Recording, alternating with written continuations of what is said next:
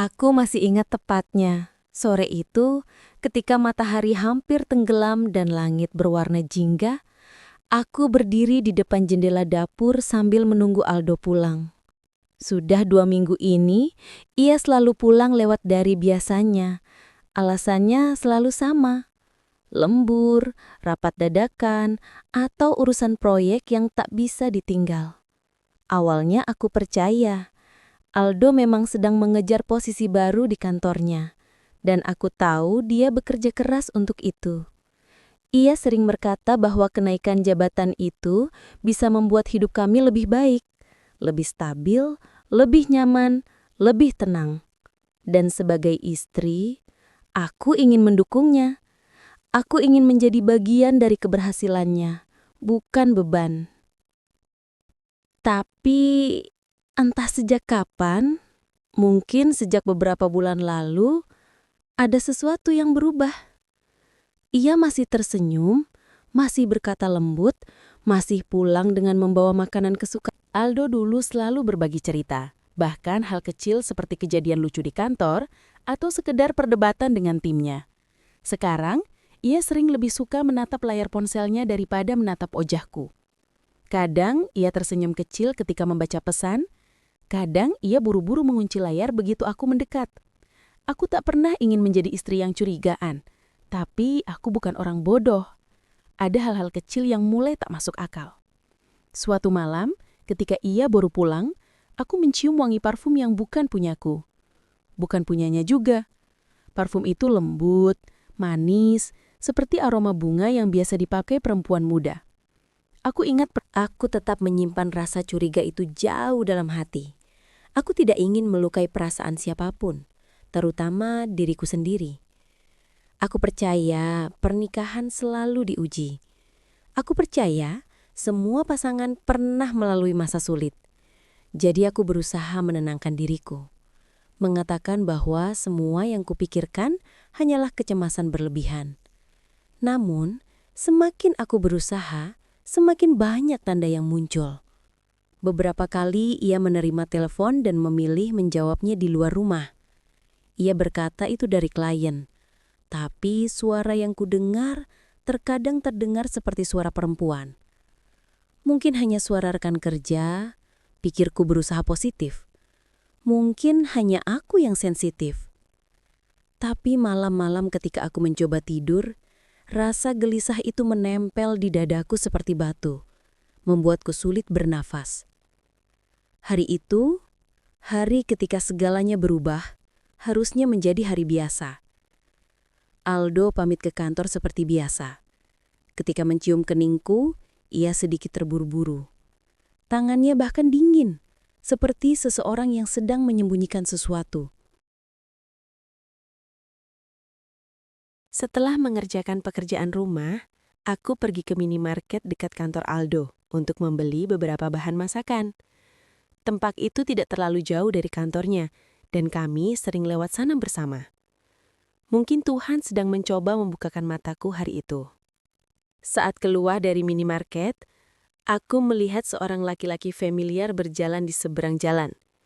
Ia memakai kemeja biru muda, warna kesukaannya, dan memegang tas kerja hitam, tas yang kuberikan untuk ulang tahunnya tahun lalu. Tanpa harus memastikan, aku tahu itu Aldo. Tapi langkahku terhenti saat aku melihat seseorang berjalan di sampingnya. Seorang perempuan muda, rambutnya panjang terikat rapi, mengenakan blazer krem dan rok hitam. Mereka terlihat dekat, terlalu dekat. Aku berdiri di trotoar seperti seseorang yang baru saja kehilangan keseimbangan hidupnya. Dadaku tiba-tiba terasa panas. Aldo berjalan sambil tersenyum. Senyum yang akhir-akhir ini jarang sekali ia berikan padaku. Senyum yang dulu hanya milikku. Lalu aku melihatnya. Tangan perempuan itu menyentuh lengan Aldo, dan Aldo tidak menepisnya. Mereka berjalan, lalu tangan mereka saling menggenggam, seolah itu hal yang biasa mereka lakukan. Aku membeku. Aku tidak tahu apa yang membuat lebih sakit, fakta bahwa suamiku memegang tangan perempuan lain Atau kenyataan bahwa ia terlihat bahagia? Aku tidak memanggilnya, tidak mendekat, tidak berteriak, tidak menangis. Tubuhku terlalu kaku untuk melakukan apapun. Rasanya jantungku menolak berdetak. Ketika pulang, aku bahkan lupa bagaimana aku mengendarai motor. Rasanya seperti tubuhku bergerak sendiri, sementara pikiranku mati rasa. Malam itu aku memasak seperti biasa. Senyumku kupaksakan. Ketika Aldo pulang, ia tampak terkejut melihatku sudah menyiapkan makan malam lengkap. Wangi parfumnya lagi-lagi berbeda. Aku lembur lagi, maaf ya, katanya sambil mencium pipiku. Kali ini aku mundur sedikit. Ciuman itu terasa asing. Tadi nggak makan di kantor. Tanyaku pelan, mencoba terdengar biasa. Nggak sempat, jawabnya sambil meletakkan tas kerjanya di sofa. Aku mengangguk, jantungku terasa seperti diremas. Selama makan, aku mengamatinya. Cara ia tersenyum, cara ia melihatku sekilas lalu buru-buru memalingkan wajah, cara ia memandang ponselnya berkali-kali seperti menunggu sesuatu. Ia bukan Aldo yang kukenal. Ia bukan suami yang dulu berjanji akan memelukku lebih lama ketika aku sedang takut. Setelah makan, ia mandi. Inilah pertama kalinya kesempatan itu datang. Ponselnya tertinggal di meja makan. Biasanya ia tidak pernah melepaskannya. Tapi entah kenapa malam itu ia terburu. Aku memandang ponsel itu seperti memandang bom waktu. Aku tahu membuka ponsel pasangan adalah kebiasaan yang buruk. Sesuatu yang selalu ingin kuhindari. Aku selalu percaya bahwa setiap orang butuh privasi. Tapi malam ini, suara-suara di dalam kepalaku terlalu keras. Kata-kata lembur, rapat, proyek, semua terdengar seperti kebohongan yang berulang-ulang ia katakan agar aku tidak bertanya lebih jauh. Tanganku bergetar saat mengambil ponsel itu. Aku mencoba menenangkan napas. Layar ponsel menyala tanpa koda karena sidik jarinya masih aktif di sensor samping. Sesuatu yang tak sengaja ia biarkan. Notifikasi pesan muncul satu persatu. Ada pesan dari grup kantor, beberapa dari klien, tapi satu pesan dengan nama wanita muncul di layar. Nama itu sama seperti nama yang kudengar saat ia ditelepon beberapa hari lalu. Aku membuka percakapan itu. Awalnya hanya pesan biasa. Hal-hal kecil seperti laporan pekerjaan, pembicaraan santai, hingga lelucon ringan. Tapi semakin aku scroll ke atas, semakin aku melihat sesuatu yang dadaku serasa diremas. Tapi pesan paling menyakitkan bukan itu. Ada satu pesan, terkirim 2 hari lalu, tepat malam ketika Aldo pulang paling larut. Pesan itu pendek, tapi rasanya seperti menghantam wajahku. Isi pesannya, kasihan dia kalau sampai tahu kebenarannya. Tapi sudahlah, lagi pula dia cuma penghambat langkah kamu. Aku membeku. Tidak hanya karena ada hati di belakang kalimat itu, tapi karena aku tidak mengerti. Kebenaran apa? Kenapa aku disebut penghambat? Kebenaran apa yang disembunyikan Aldo dariku? Langkah kaki Aldo terdengar dari kamar mandi, dan aku menjatuhkan ponselnya ke meja begitu saja. Nafasku terengah seperti habis berlari. Tubuhku gemetar hebat, dan aku tidak tahu apakah aku ingin marah, menangis, atau pergi dari rumah saat itu juga. Yang aku tahu adalah satu hal. Ini bukan sekadar perselingkuhan.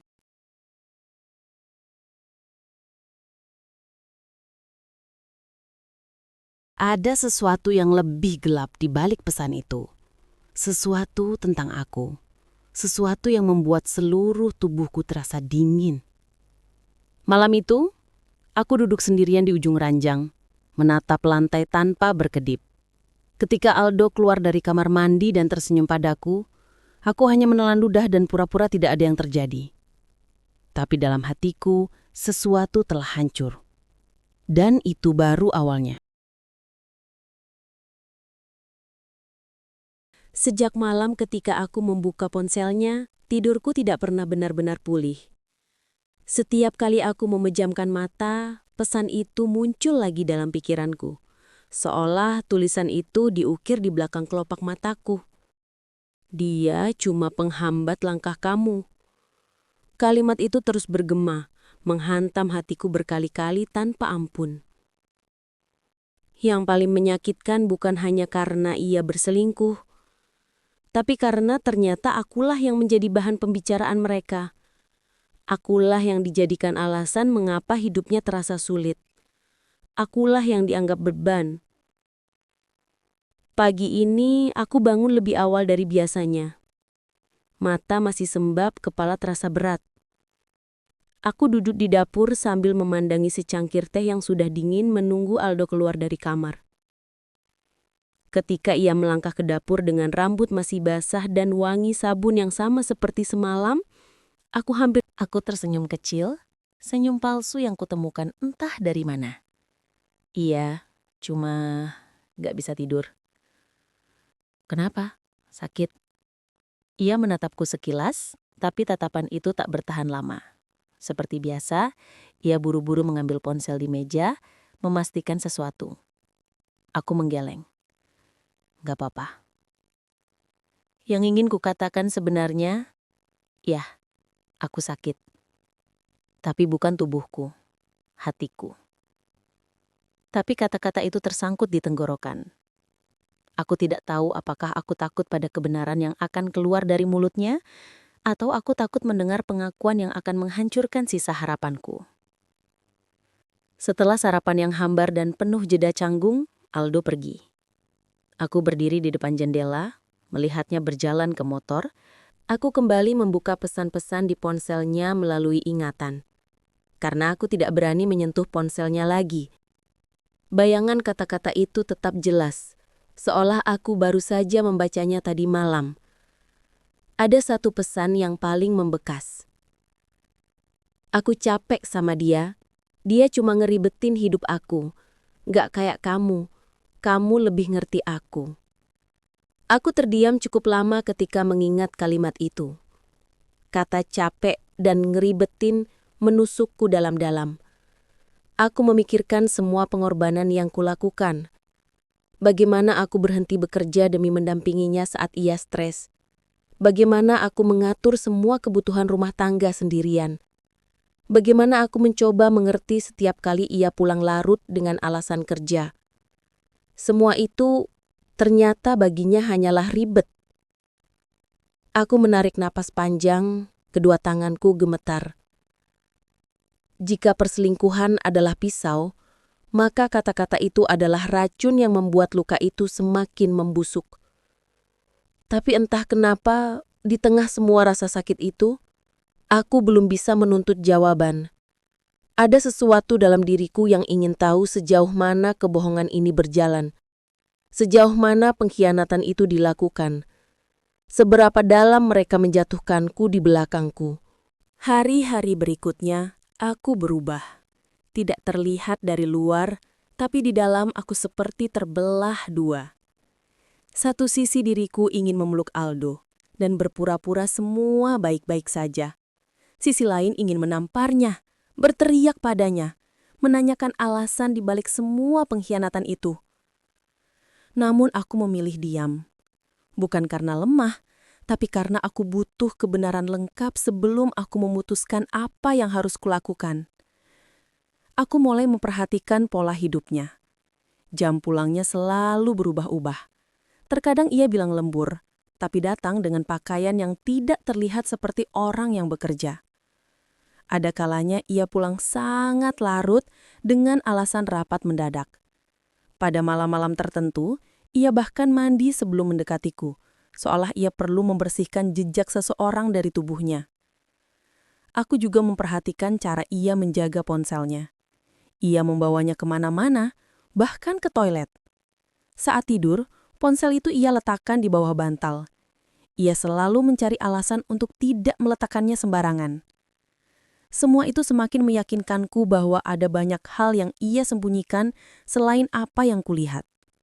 Suatu sore ketika ia pulang lebih cepat, ia mengatakan bahwa rapatnya dibatalkan. Tapi kemejanya beraroma parfum yang sama seperti hari aku melihatnya berjalan dengan wanita itu. Dan kali ini aromanya lebih kuat, seolah mereka berada dalam jarak yang sangat dekat. Aku nyaris tidak bisa bernapas saat berdiri di ujung ruangan dan mencium aroma itu. Rasanya tubuhku memanas sekaligus membeku. Namun, aku tetap tersenyum. Aku tetap pura-pura tidak tahu. Aku ingin melihat sampai sejauh mana ia akan membohongiku.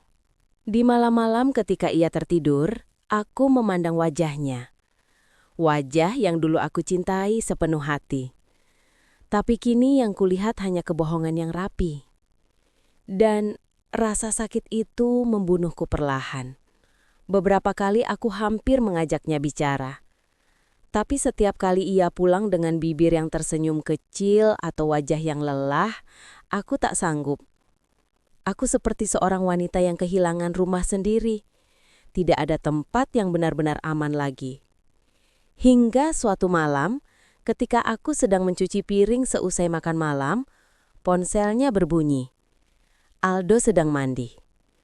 Aku tidak bermaksud melihat, tapi layar ponsel menyala lama. Dan pesan yang masuk cukup panjang, sehingga sebagian isinya terlihat tanpa perlu membuka. Pengirimnya, Nadia Bunga. Isi awal pesannya, "Aku udah siap nunggu di tempat biasa. Kamu jangan lupa bahwa..." Setengah pesan terakhir terpotong oleh batas layar. Jantungku berdetak keras. Tempat biasa? Bawa apa? Apa mereka mau bertemu lagi? Saat itu aku membuat keputusan yang bahkan mengejutkanku sendiri. Jika aku tidak bisa mendapatkan kebenaran dari ponsel, aku akan mendapatkannya secara langsung. Malam itu aku pura-pura tidur lebih awal. Ketika Aldo akhirnya keluar kamar dan mengambil jaketnya, aku mengintip dari celah pintu. Ia terlihat gugup. Ia mematikan lampu ruang tamu perlahan, lalu melangkah keluar. Begitu pintu tertutup, aku mengambil kunci cadangan motorku. Aku mengikuti Aldo dari kejauhan. Jalan malam tidak terlalu ramai, tapi cukup untuk membuatnya tidak curiga. Ia berkendara ke arah pusat kota, melintasi berbagai ruko dan gedung yang perlahan mulai tutup. Dari cara ia melihat kanan kiri dan memperlambat laju motor, aku tahu ia sedang memastikan tidak ada yang mengikutinya.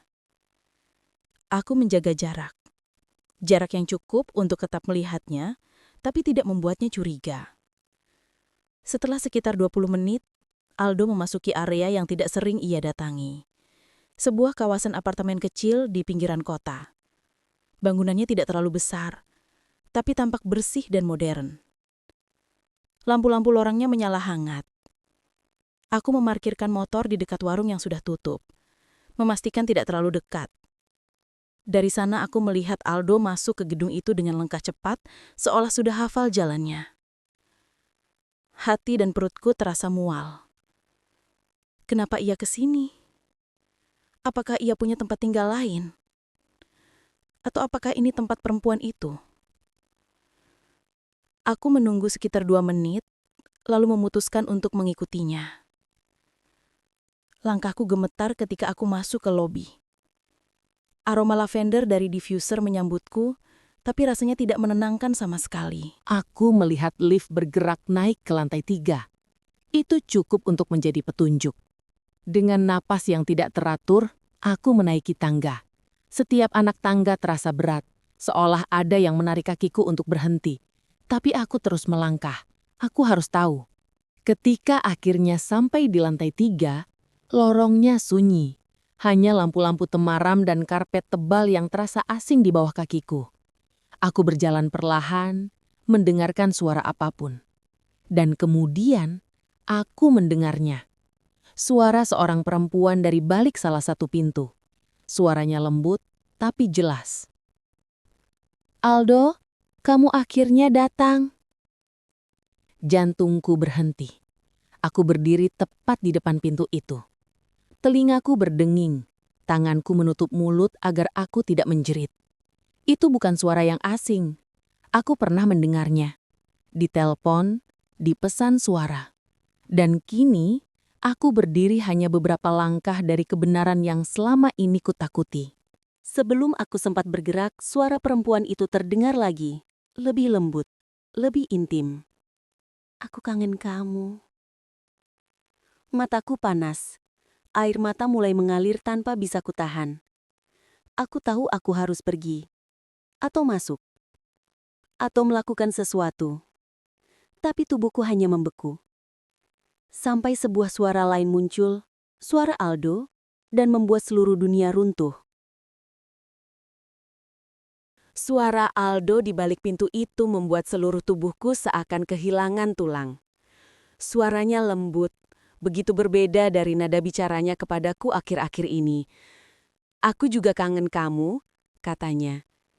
Kalimat yang sama yang dulu begitu sering ia ucapkan padaku, kini ia berikan kepada perempuan lain. Aku berdiri mematung di depan pintu itu. Telapak tanganku berkeringat, kakiku bergetar tak terkendali. Hanya beberapa sentimeter memisahkanku dari pemandangan yang bisa menghancurkan hatiku sepenuhnya. Aku tidak perlu melihat untuk tahu apa yang terjadi di dalam. Cara Aldo bicara, nada suaranya, nafasnya yang terdengar lebih pelan, semuanya terasa seperti pengkhianatan yang ditampilkan tepat di depan wajahku. Namun aku tahu, jika aku melihatnya langsung, aku mungkin tidak akan sanggup berdiri lagi. Tapi entah dorongan dari mana, aku mendekat sedikit. Ada celah sangat kecil di pinggir pintu. Cukup untuk membuatku bisa melihat sebagian ruangan. Ketika aku mengintip, dunia di sekitarku langsung runtuh. Aldo berdiri dekat sofa. Wajahnya menghadap perempuan itu. Perempuan yang bernama Nadia. Perempuan yang dipesankannya bunga, yang ia jemput, yang ia kabari setiap malam. Nadia terlihat lebih muda dariku. Dengan kulit yang bersih dan senyum yang begitu lembut. Rambutnya tergerai indah dan ia memakai pakaian kasual yang membuatnya tampak cantik tanpa usaha. Aldo menyentuh pipinya. Sentuhan yang dulu hanya diberikan padaku saat ia ingin menenangkanku. Kini, ia berikan dengan mudahnya kepada perempuan lain. Aku ingin masuk. Aku ingin membuka pintu itu dan berteriak. Aku ingin bertanya kenapa. Kenapa ia bisa begitu tega? Kenapa ia melupakan semua janji kami? Kenapa ia memilih merendahkanku di pesan-pesannya? Tapi tubuhku tidak bisa bergerak. Kakiku seperti tertanam di lantai. Napasku pendek-pendek, dada terasa sempit, dan tangan yang kugenggam erat-erat bergetar sangat hebat.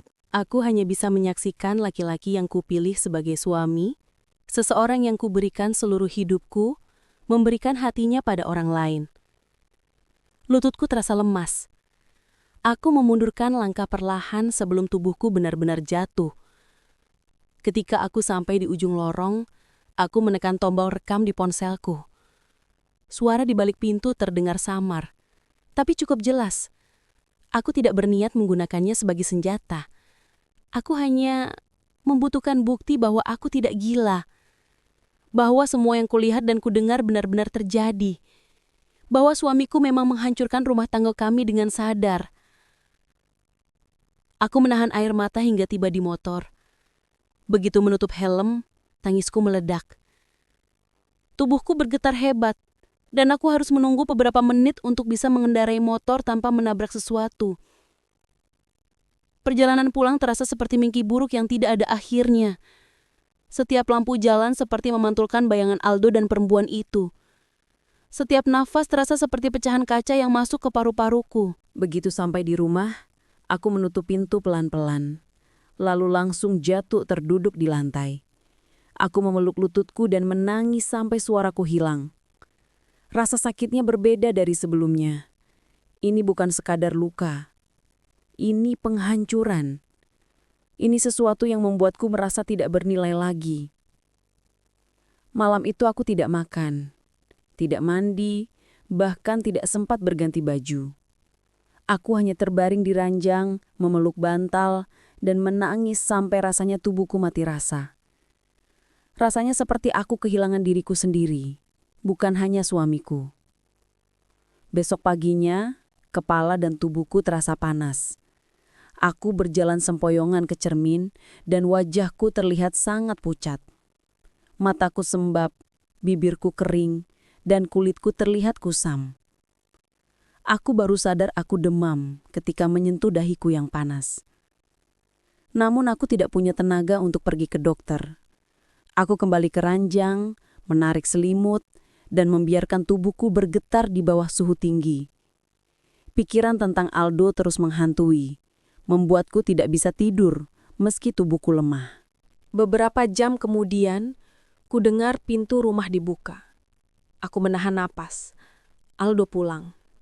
Lebih cepat dari biasanya. Jauh lebih cepat. Seolah ia tidak melakukan apa-apa semalam. "Sayang," panggilnya dari ruang tamu. Suaranya terdengar seperti biasa. Seperti tidak terjadi apapun di dunia ini. Aku memejamkan mata. Pura-pura tidur. Aku tidak sanggup melihat wajahnya. Aku tidak sanggup mendengarnya memanggilku sayang setelah memanggil perempuan lain dengan nada yang jauh lebih lembut. Pintu kamar terbuka pelan dan Aldo masuk. "Sayang, kamu sakit ya?" tanyanya sambil menyentuh keningku. Aku menahan diri agar tidak menepis tangannya. Sentuhan itu membuatku ingin muntah. "Kamu panas banget. Kenapa nggak bilang?" katanya panik. Aku benar-benar ingin berteriak, "Mungkin karena kamu sibuk bersama perempuan lain." Tapi suaraku hilang. Kata-kata itu tak keluar. Hanya air mata yang mengalir diam-diam ke pelipisku. Aldo tidak menyadarinya. Ia pergi ke dapur, mengambil obat, menyiapkan air hangat, lalu kembali ke kamar membawa handuk kecil untuk mengompres kepalaku. Ia bersikap manis, perhatian, seolah ia suami terbaik di dunia. Dan disinilah ironi paling menyakitkan terjadi. Bagian kecil dari diriku masih ingin percaya padanya. Masih ingin digenggam olehnya. Masih ingin meyakini bahwa dia akan kembali kepadaku.